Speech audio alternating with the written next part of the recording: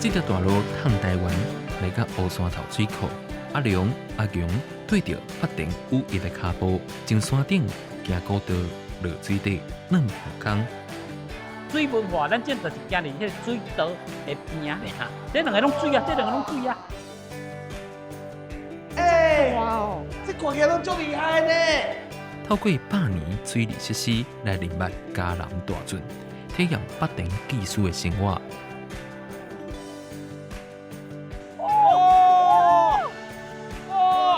这快诶！这画面哦，有够仲快啊